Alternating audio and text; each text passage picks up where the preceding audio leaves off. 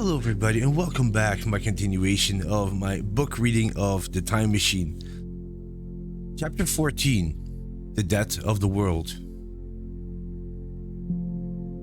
I have already told you of the sickness and confusion that comes with time traveling. And this time I wasn't sitting safely in the seat. For some time I held onto the machine as it moved from side to side, not thinking about my journey. When I looked at the dials again, I was very surprised to find where I had arrived. One dial showed days, another thousands of days, another millions of days, and another thousands of millions. Instead of pushing the levers backwards, I had pulled them forward. And when I looked at the dials, I found that the thousandth hand was moving around as fast as the second hand of a watch into the future. As I continued traveling, the appearance of things changed in a strange way. First, the grayness grew darker. Then the times of each day and night grew longer and longer. At first, this seemed strange because I was still traveling at high speed. But then I understood that the world had slowed down, and now each movement of the sun across the sky lasted for years.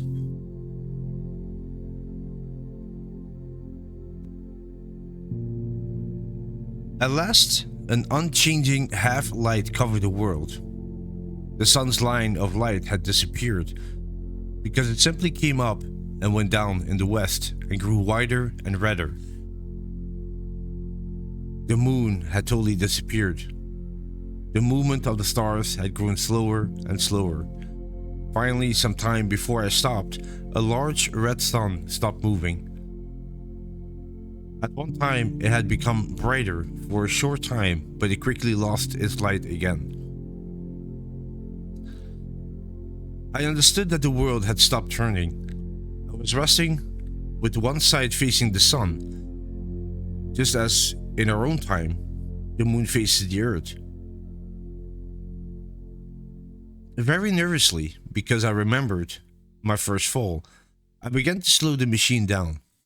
The hands on the dials moved slower and slower until the thousandth dial seemed to stop and the daily one could be seen again.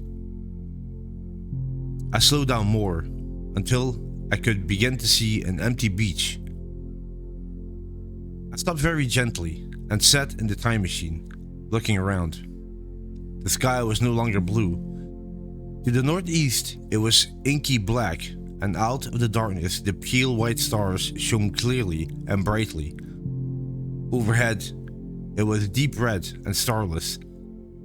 And to the southeast, it grew brighter to the point where half of the sun could be seen above the line of the land. The rocks around me were of a dull reddish color.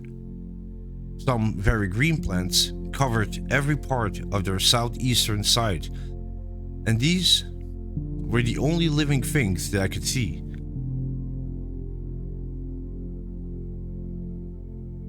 The machine was standing on a beach. The sea was to the southwest. There were no waves because there was no wind. The sea moved very slowly up and down, like gentle breathing. And along the edge of the water was a thick line of salt, pink against the brightly colored sky. I noticed that I was breathing very fast. This reminded me of my only experience of climbing mountains, and I knew that the air was thinner than it is now. Far away on the empty beach, I heard a scream and saw a thing like an enormous insect go flying up into the sky. It circled and disappeared over some low hills beyond. The sound of its voice was so sad that I shook and set myself more safely on the machine. Looking around me again, I saw that quite near a large red rock, I thought it was a rock, was moving slowly towards me. Then I saw that the thing was really a large crab-like creature. Can you imagine a crab as large as a table, with its many legs moving slowly and uncertainly, and its eyes looking at you? As I stared at this horrible creature, I felt something on my face. I tried to brush it away with my hand, but in a moment it returned, and almost immediately I felt another by my ear. I struck at this and found something like a large string. It was pulled quickly out of my hand. With a great feeling of fear, I turned and saw that another enormous crab was standing just behind me.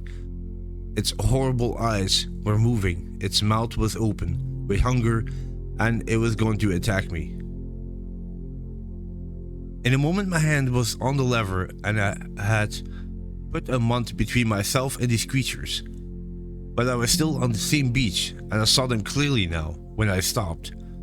Large numbers of them seemed to be moving here and there in the dull light among the strong green plants. I can't make you understand the feeling of great emptiness that hung over the world. The red eastern sky, the darkness to the north, the salt Dead Sea, the thin air, all had a horrible effect. I moved 100 years further into the future,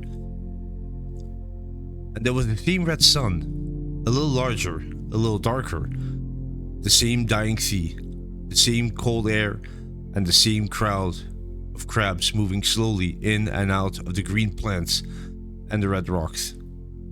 And in the west, I saw a curved pale line like a large new moon. So I traveled, stopping now and again, in great steps of 1,000 years and more, wanting to know what happened to the earth. I watched with a strange interest the sun grow larger and duller in the western sky, and the life of the old earth die away. At last, more than 30 million years from now, the enormous red sun covered almost a tenth of the darkening sky. Then I stopped again, and the hundreds of crab had disappeared. Now the red beach, except for its green plants, seemed lifeless. A strong cold attacked me, and snow fell from time to time. There was ice along the edge of the sea, with large pieces further out, but most of that salt ocean, all bloody under the sky, was still unfrozen. I looked around me to see if any animals were still alive, but I saw nothing moving on the land or in the sky or sea.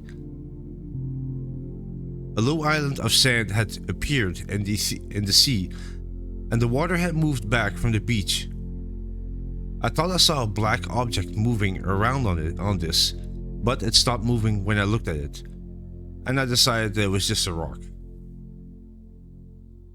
The stars in the sky were very bright.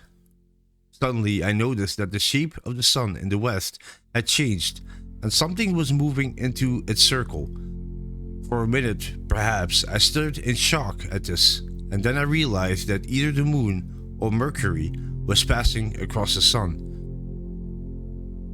It became darker and darker, and a cold wind began to blow from the east, and the snow fell more and more heavily. Except for these lifeless sounds, the world was silent. Silent. It would be hard to describe the quietness of it all. All the everyday sounds of people and of sheep, birds, and insects, all that had ended. As the darkness grew, the snow fell more heavily, and it turned colder. The soft wind grew stronger. In another moment, only the pale stars could be seen. Everything else was darkness. The sky was completely black. This great darkness was horrible to me. I shook and began to feel very sick. Then, like a red-hot curve in the sky, the edge of the sun appeared. I got off the machine to recover. I felt unable to face the return journey. As I stood there, I saw again the moving thing on the island. There was no mistake now. that it was a moving thing. Against the red water of the sea, it was round, the size of a football perhaps, and long arms hung down from it. Then I felt like I was fainting. But the terrible fear of lying helpless in that awful half-darkness gave me strength while I climbed back into the seat. And that was the end of chapter 14, The Death of the World. Thank you so much for listening. Hope you enjoyed it, and I'll catch you in the next one. Thank you. Bye-bye.